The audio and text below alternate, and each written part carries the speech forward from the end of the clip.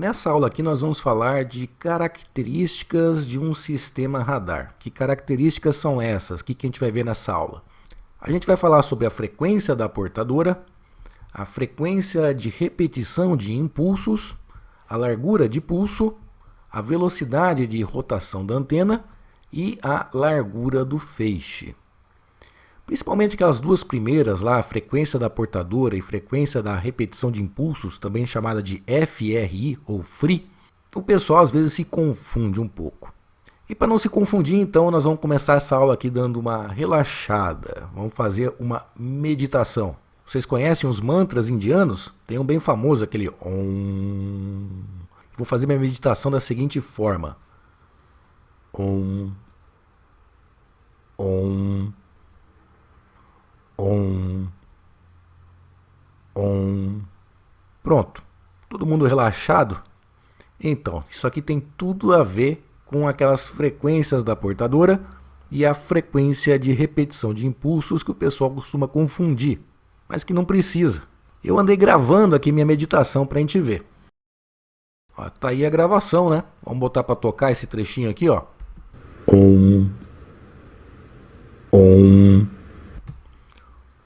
O que a gente vê aqui nessa onda sonora, que é uma onda mecânica? A gente vê aqui como se fossem vários pulsos. Eu emiti um pulso sonoro aqui, depois emiti um outro pulso sonoro aqui, depois outro pulso sonoro aqui também. E cada pulso é formado do quê? É do som. Mas o som é formado por quê, afinal de contas? É uma onda mecânica, né? É as moléculas de ar vibrando e elas vibram conforme a vibração da minha corda vocal. Minha corda vocal ela vibrou e daí produziu uma onda sonora mecânica. A voz humana, ou seja, a vibração das cordas vocais de humanos tem uma frequência aproximada de 4 kHz. A minha corda vocal ela vibra aproximadamente a 4 kHz, 4.000 ciclos por segundo. As moléculas de ar próxima passam a vibrar também e a transmitir essa onda sonora. Então a gente chega aqui mais de perto, aqui no caso de um pulso, né, que eu emiti, a gente vê justamente a vibração da minha corda vocal, né, que é a vibração do ar também. A gente vê aqui que tem uma ondinha aqui, uma outra ondinha aqui, uma outra ondinha aqui. Se a gente medir essa onda aqui sonora, ela está mais ou menos a 4 kHz. No radar é muito parecido a coisa, só que em vez de uma onda sonora, ela vai produzir uma onda eletromagnética. O radar ele emite por um tempo e depois fica um tempo em silêncio aguardando o eco do radar, o retorno daquela onda eletromagnética que ele emitiu. Emite um tempo e depois ele fica um tempo escutando. Emite um tempo e fica um tempo aqui escutando e assim por diante. Então esse tempo que ele fica emitindo, ele emite um pulso eletromagnético. E o pulso eletromagnético, né, esses trechinhos aqui, equivalente a esses trechinhos aqui, é uma onda eletromagnética que vibra na frequência da portadora. Que é aquela frequência lá que a gente viu, né, de 3 GHz, 9 GHz, a frequência da banda S e da banda X. Então, pessoal, não vamos confundir a frequência da portadora, que seria o equivalente à frequência com que a minha corda vocal vibra para produzir um som, com a frequência de repetição de impulsos. A frequência de repetição de impulsos é quantos desses pulsos eletromagnéticos eu vou emitir a cada segundo, enquanto que a frequência da portadora é a frequência da onda eletromagnética, que só é emitida quando está sendo emitido um pulso, né? O pulso é formado, no final das contas, pelo período em que a onda eletromagnética está sendo emitida.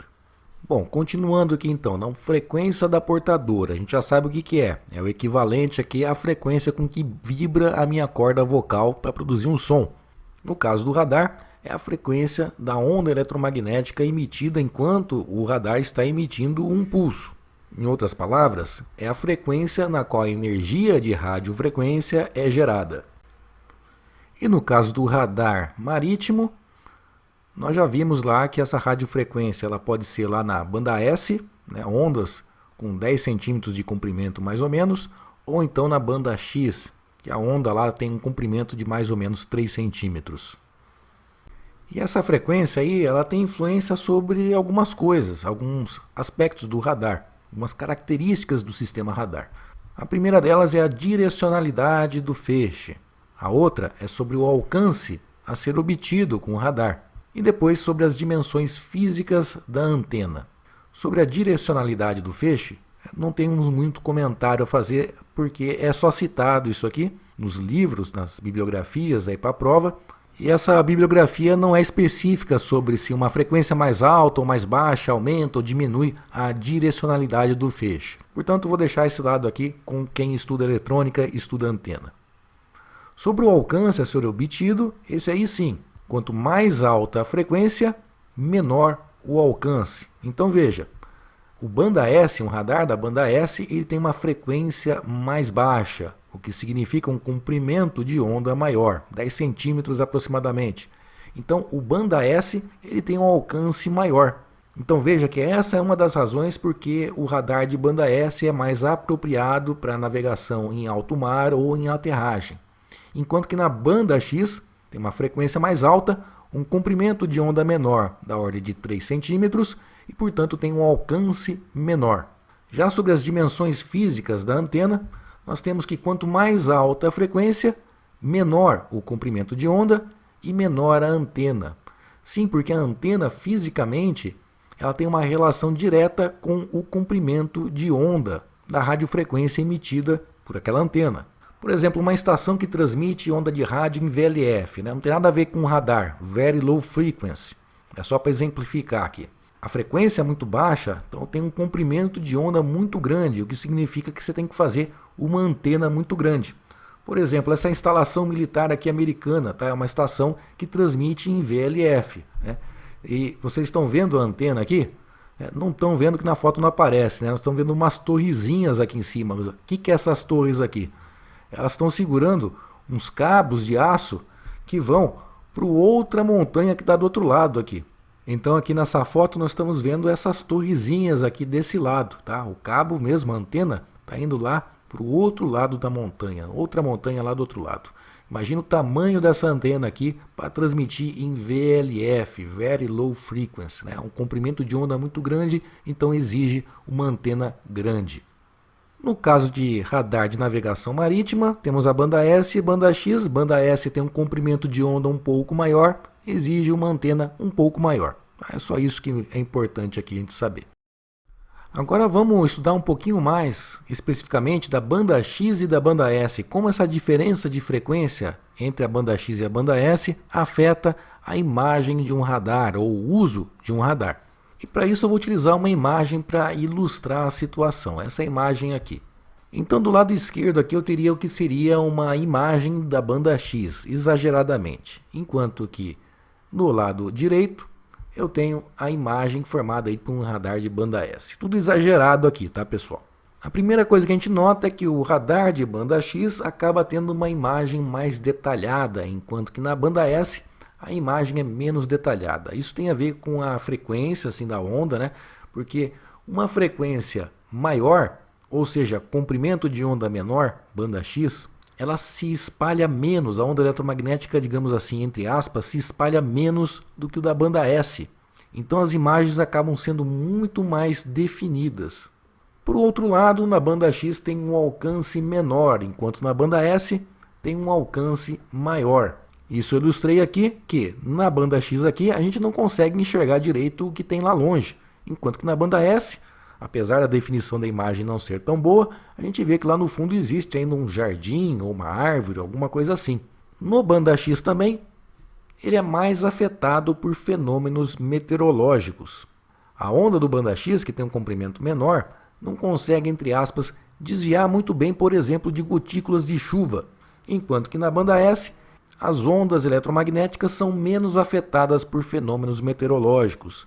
Novamente, de forma simplificada, essa onda eletromagnética de comprimento maior consegue contornar melhor, por exemplo, as gotas de chuva ou vapor d'água na atmosfera, um nevoeiro, coisas desse tipo.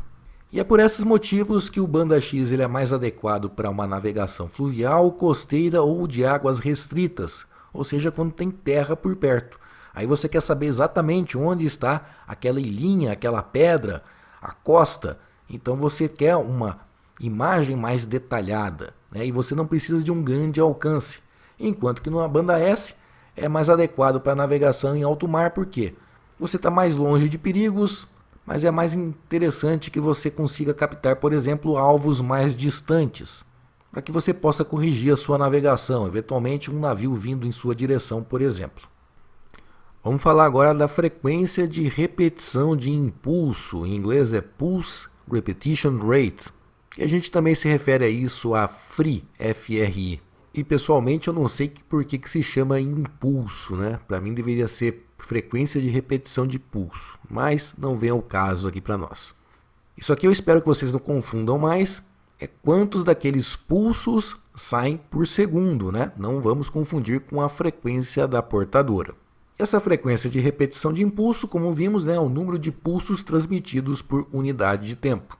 O radar ele necessita de intervalos de silêncio entre os pulsos transmitidos para justamente o radar escutar os ecos. Então o radar nós vimos, né, tem aquela chave TR, lembram-se dela? Você vê que o radar ele só funciona por um tempo emitindo um pulso e depois escutando, ele não consegue fazer as duas coisas ao mesmo tempo. Ou ele está fazendo uma coisa ou ele está fazendo outra. Então você tem que enviar um pulso e depois ficar um tempo escutando aqui, esperando que um eco retorne. Manda outro pulso e espera novamente um tempo aqui, tentando escutar, ver se algum eco retorna. E o alcance máximo do radar, ele depende, além de outros fatores, a gente já viu alguns deles, também depende dessa FRI, da frequência desses pulsos que são enviados pelo radar.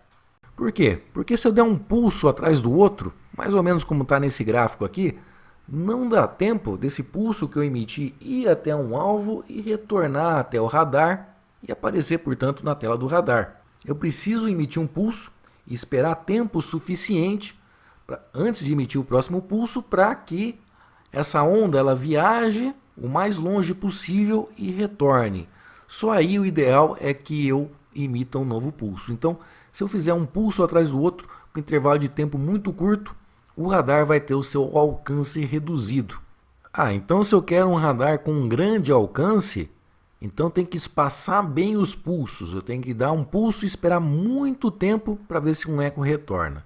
Olha, as coisas não são bem assim também. Não adianta eu espaçar completamente os pulsos, porque o radar ele emite uma onda que tem energia, né? Então ele espera que essa energia vá até um ponto, até um alvo e retorne para o radar. Só que nesse caminho, essa onda eletromagnética vai perdendo energia. Então se o alvo é muito distante, pode ser que o nível de energia que retorne é tão fraco que o radar não consiga captá-la. Além de outros aspectos que a gente vai ver ainda, como por exemplo o horizonte radar, mas mais para frente. Então existe uma solução de compromisso e o pessoal já chegou no número meio ideal, em que o radar da banda X ele utiliza uma FRI da ordem de 2.500 pulsos por segundo, enquanto que um radar da banda S ele vai utilizar uma FRI na ordem de 1.000 a 1.250 pulsos por segundo. Considerando que a antena do radar, em média, ela dá uma volta a cada 1 segundo, é mais ou menos isso, então a cada uma volta que o radar dá, ele emite, se for da banda X, 2.500 pulsos nas várias direções ali enquanto está dando a volta, e um radar da banda S vai emitir a metade dessa quantidade, né? Vai dar uma volta, a antena vai dar uma volta e vai emitir aí 1.250 pulsos mais ou menos. Mas conforme eu falava, né, do alcance do radar em relação à FRI. A FRI não é a única coisa que pega. Em relação ao alcance, também tem que levar em conta a potência do radar, ou seja, quanta energia ele consegue transmitir através da sua onda eletromagnética. Obviamente, quanto mais potente, maior é o alcance. E também entra aí a história da velocidade da rotação da antena. Por que a velocidade de rotação da antena é importante? Olha, é simples. O radar ele vai girando, né? Então ele mete um pulso para cá, aí vai vir um outro pulso para cá, outro pulso aqui, outro pulso aqui, outro pulso para cá, à medida que a antena vai girando. Note que esses pulsos aqui dessa região vão todos chegar aqui nesse alvo e retornar aqui e formar a imagem radar desse barquinho. Mas se a nossa antena girar muito rápido, o que acontece? Pode acontecer de vir um pulso para cá, e a antena girou muito rápido, um pulso para cá, outro para lá, ou seja, aqui ele não vai pegar nada, né? Não vai enxergar, por exemplo, esse barquinho aqui. Então existe tudo uma relação entre a potência do radar, a velocidade de rotação da antena e a FRI. Tudo isso contribuindo aí com o alcance máximo do radar. Fora isso, a gente já viu lá da banda S e da banda X que tem a sua diferença também, né? A banda S acaba chegando mais longe, tendo um alcance maior.